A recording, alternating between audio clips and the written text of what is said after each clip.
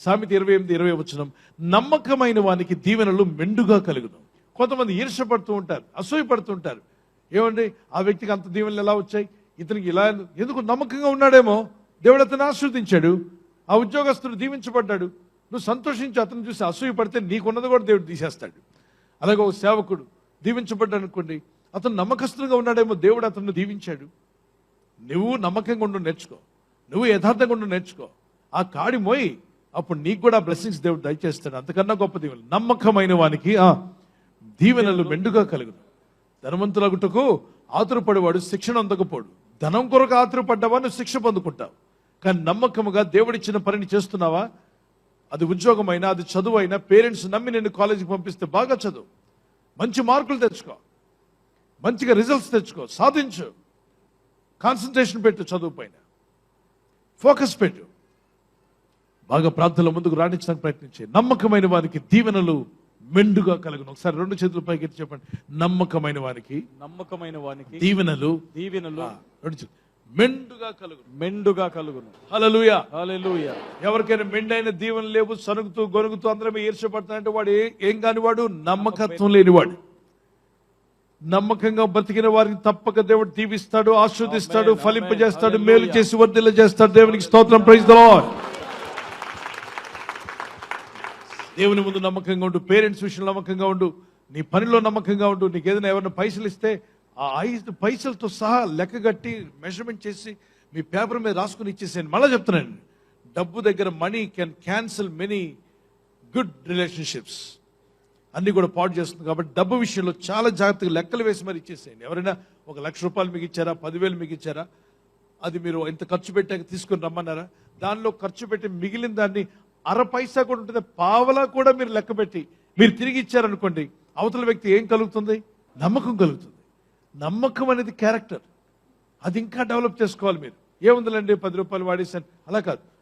వాళ్ళు తిరిగిస్తే ఓకే, కానీ నమ్మకంగా చేస్తూ వెళ్ళండి. కొద్ది రోజుల తర్వాత మీరు చూడండి, మీరు అన్ని విషయాల్లో దీవింపబడడం ప్రారంభిస్తారు. దేవుని యందు భయభక్తి కలిగి ముందుకు సాగండి, అభివృద్ధి పరచుకోండి. ఏది దేవుడు మీకు ఇచ్చినా డెవలప్ యువర్ సెల్ఫ్, ముందుకు సాగడానికి ప్రయత్నం చేయి. ఈరోజు ఉద్యోగం లేదని అన్నారా, వెంటనే ఉద్యోగం మానేస్తాను అనుకో. వ్యాపారం లేని తేడా వచ్చిందా, వెంటనే అడ్డం తెరక్కు. ఇంట్లో ఏదైనా తేడా వచ్చింది, ఇంట్లో పారిపోతాను అనుకో.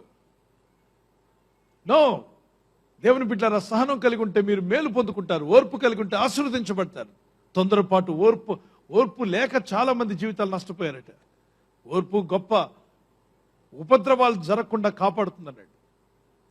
భార్య ఓర్చుకుంటే కుటుంబం నిలబడుతుంది, భర్త ఓర్చుకుంటే బిడ్డలు, కుటుంబం మంచి పేరు కలిగి ఉంటారు. ఓర్పు అనేది మేలు కలిగిస్తుంది అన్నవారు మరొకసారి గట్టిగా దేవునికి స్తోత్రం చెప్పగలరా? ఈ రోజు నుండి ఓపిక కలిగి ఉంటాను ప్రభా, ఓర్పు నాకు దయచేయమన్నవారు దేవునికి స్తోత్రం చెప్పండి.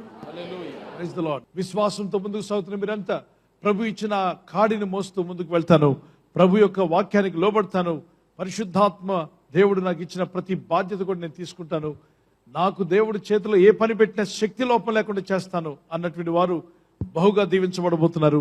మీరు ఆశీర్వదించబడే రోజు వస్తుంది. ఖచ్చితంగా నువ్వు సక్సెస్ అవుతావు నీ జీవితంలో.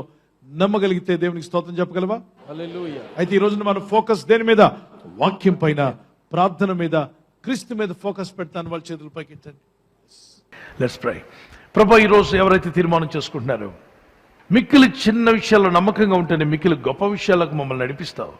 గొప్ప విషయాల్లోకి మేము ఎదగాలి అంటే మేము చిన్న విషయాల్లో నమ్మకంగా ఉండాలి ప్రభా. ఆ నమ్మకత్వం మాకు దయచేయండి, మమ్మల్ని ఆశీర్వదించండి. నీ ప్రజలను దీవించి ఆశీర్వదించి నీ సాక్షులుగా నిలబెట్టి వాడుకోమని, మీ నామాన్ని హెచ్చించుకోమని, నీ ప్రజలందరినీ ఆశీర్వదించమని, ఈ రాత్రి నెమ్మదితో పండుకొని సురక్షితంగా కాపాడబడినట్లుగా నీ అగ్ని కంచి వేసి మమ్మల్ని కాపాడండి.